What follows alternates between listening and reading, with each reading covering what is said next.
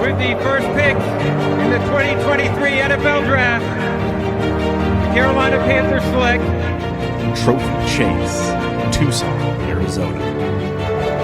with the second pick in the 2023 NFL Draft, the Houston Texans select Cody Smith, Houston, Texas. The fantasy draft room is now on the clock. Welcome to the Fantasy Draft Room. I am Chase. With me, as always, my man Cody, and we are bringing you the starts of the week for Week 3. And we got to recap last week as well, so we'll get into that here. But man, how are you doing tonight?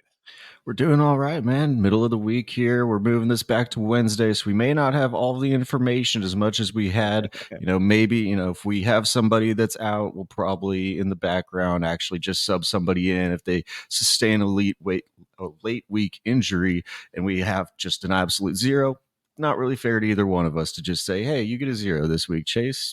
You got screwed. Yep. So no, it's a little bit different than what we were doing last week. We're recording it a little bit earlier in the week, but same process. And we do have the results from week 2 starts of the week draft tournament competition. I don't know what we're going to call it for the rest of the year, but head-to-head matchup, and I got smoked. You doubled me up on this, mostly because my first 2 picks of Derek Carr and Breece Hall, man, that was rough. The Cowboys do have a very, very good defense, and it doesn't matter if it's the Jets and if Aaron Rodgers isn't there, it's that offense ain't going to move. So, especially against the best defense in the league. And then Derek Carr looked bad as well on that primetime game too. So I got smoked in those 2 spots, and then you got a couple of blow-up games too. It was a, it's a tough one, right? Like you're choosing outside the top 12, outside the top 24. So like these are truly darts, right? Like it's not like this is the lineup that we chose. So for those of you that did miss week 2, we choose outside the top 12, outside the top 24 for our starts of the week, so that we're trying to find those gems for you. We both had some decent games out there.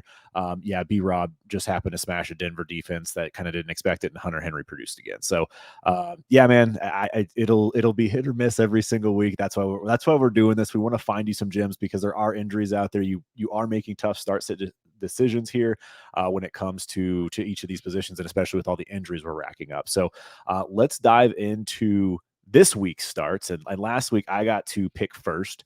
So this week, last week you picked first. This week I will pick first. And so this is where we are at for our picks of the week here. So I'm going to start off with quarterback. So my start for the week is actually going to be quarterback Geno Smith, who's ranked 15th this week. So again, outside the top 12, he's going up against, a shoddy Carolina defense that has really struggled. It's going to be one of those games where I feel like Geno Smith's going to get the ball out of his hands again. They figured it out a little bit last week. It started to click. We had 2 rushing touchdowns that were basically, there were passes that turned into short rushing touchdowns. They came down at the 1 or the 4-yard line, and Kenneth Walker plotted his way into the end zone. So I hope that those will convert this week, and Geno Smith will have a nice 2 to 3 touchdown performance. Yeah, obviously, whenever I looked through, you had told me, since it was just the first pick, figured you would probably let me in on the information that you were going to be taking a Geno Smith pick from me. And so we're fine with that. I'm going to go a little bit further down the board, and I'm going to go against a defense that's actually been very good against the quarterback so far. 4th fewest points given up to quarterback over the first 2 weeks. But the Washington Commanders and Sam Howell are taking on the Buffalo Bills, and the Buffalo Bills, again, only allowing the 4th fewest points to quarterback in fantasy so far, but they had a slugfest week 1 against the Jets, and they played one of the worst offenses in football in the Las Vegas Raiders last week. And so I think that with Sam Howell's rushing upside, if they get into a little bit more of a shootout this game, the Buffalo defense falters a little bit, could see Sam Howell with a bigger game than we expect. Yeah, man, I really like Sam Howell. I really liked this pick, actually, with the Commanders 2-0. I don't think anyone really thought about that being a possibility after the first 2 weeks. And he did torch a pretty good Denver defense. However, Bieniemy is their offensive coordinator. He has a lot of experience against Denver, knowing that system from his time in Kansas City. So I am curious what this matchup's going to be like. If it's a shootout and Baker, they're going to be throwing the ball like that. That Bills offense should put up some points on them. So that'll be a fun one to watch. So my first running back here, I will pick, I got to ride the hot hand. And, I'm taking some names that are still ranked outside the top 24, but the hot hand is ranked at 29th for this week under the ESPN rankings. And that's DeAndre Swift. There's really not a whole lot you can say. Like, we've known he's talented. He's had those types of games before. He's healthy going into the week. So if he stays healthy this week, I think they ride the hot hand one more time. It's against a good Tampa team that defense has played a little bit better than I think everyone anticipated. But I think Swift should be able to put up a nice little performance again. So do you have any concern about Kenneth Gainwell coming back this week? Obviously, he was just inactive the last week, but I think if he comes back, I don't know if they do ride hot hand. Yeah, he's going to have first crack and first go at it the entirety of the game until he proves otherwise. But I do have a little bit concerned about Kenneth Gainwell coming back and taking at least like 50% of the work. Yeah, I can definitely see that being a potential outcome as well. I am banking on them riding a hot hand. And so hopefully Swift can take advantage of those opportunities early. But if not, if he falters, they will rotate in somebody very quickly. So that could be a 0 for me this week too. Yep. Makes sense. And I'm going to go to a guy who the offense hasn't been great so far, but they have their first plus matchup of the year. And he might still be the RB2 on his team, but it might change after this game. It's Jaylen Warren for me going up against the Las Vegas Raiders, who have given up the 31st most points to running backs in the first 2 weeks. So, man, this Raiders team is just very, very bad. And Jaylen Warren looks a hell of a lot better than Najee Harris has the first 2 weeks. So I'm going to go with the guy that I think is a little bit more explosive, could hit the long play against a defense that has been a sieve. Man, this is a tough spot because the running backs here that you see on the right hand side, 24 through 45, that list doesn't feel great. And there's a name that like I want to start him so bad, and I think I'm just gonna do it just because I'm up already. I mean, I got the 1-0 lead against you. I got week 1 or week 2 in the books, and that one's on me. So I have that one win.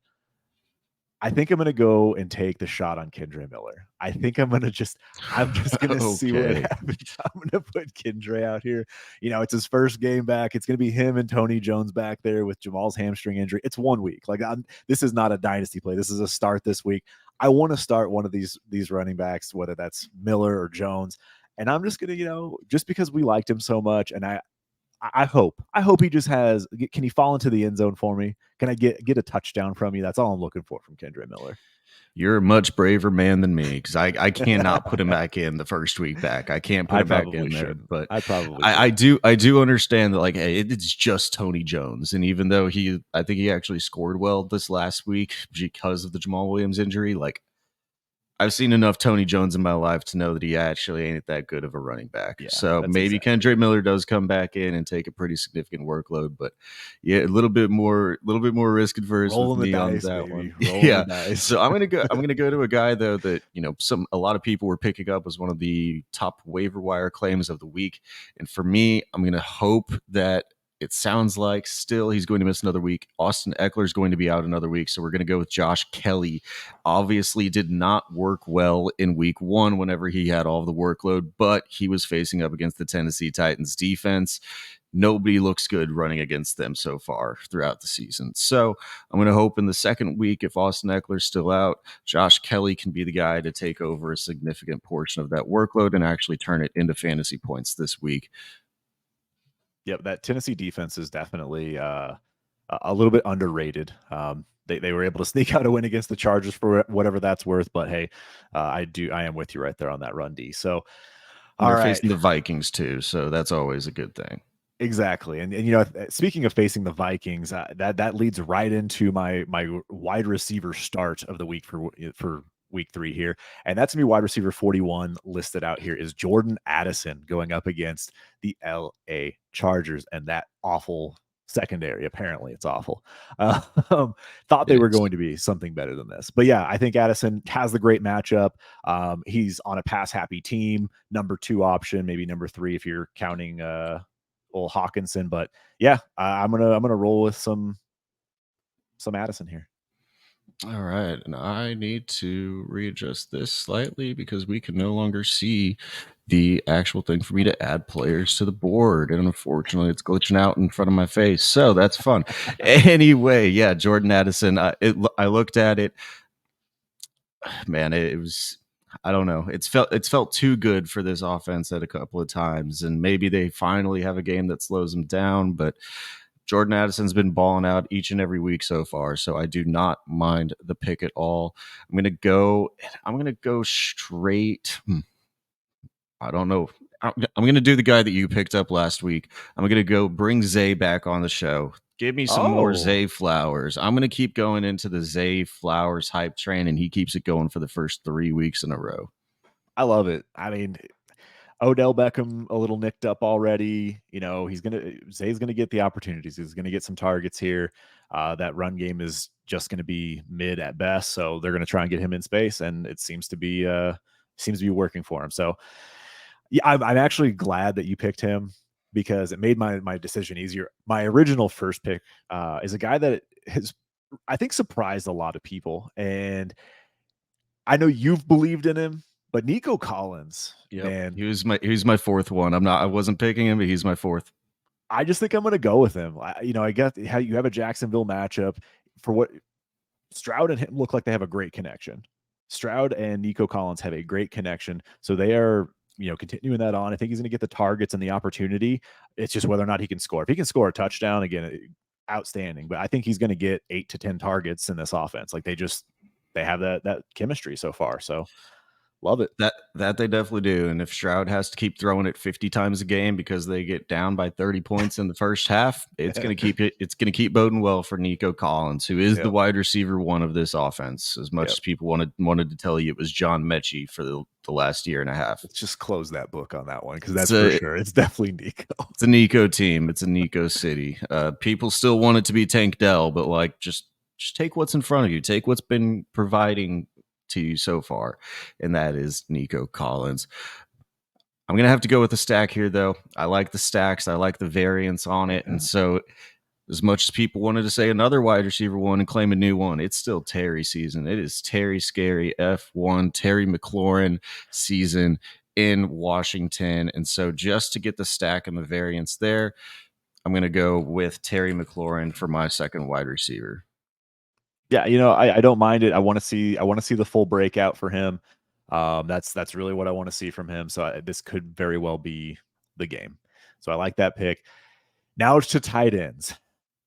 I chose him last week. You let me pick second, and I'm just gonna do it. Like I have to ride Hunter Henry, man.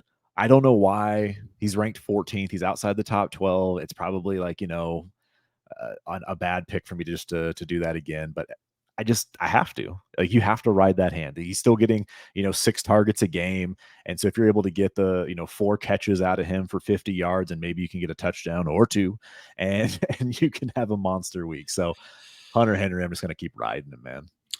Yeah, he's looked very, very good so far. He kind of reminds me a little bit of like what we've seen out of Nico Collins with just the volume of this offense. I don't think anybody's been expecting this Patriots team to pass as much as they have the first 2 weeks. So I think if that's there, I mean, he's better than almost any wide receiver that they actually have on their team. So he can kind of just operate as the one, and Bill O'Brien's going to keep scheming him up and using him. It does look good there for Hunter Henry, but I'm going to go to a tight end that has over the past probably 15 years been the tight end matchup haven.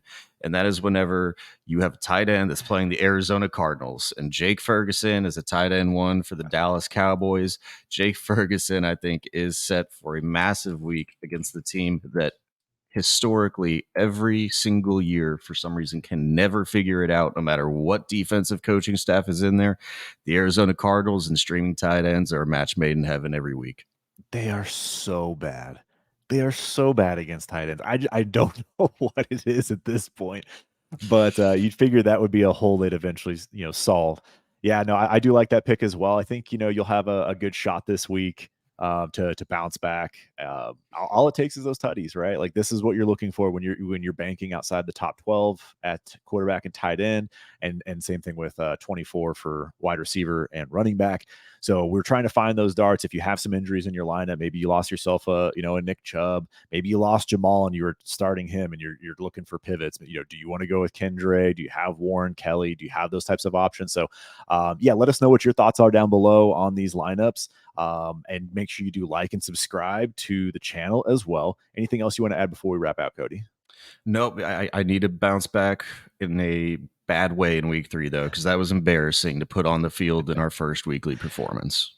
Yep. Yeah, I'm here for it. So again, like, subscribe, and thank you so much for joining us here in the Fantasy Draft Room.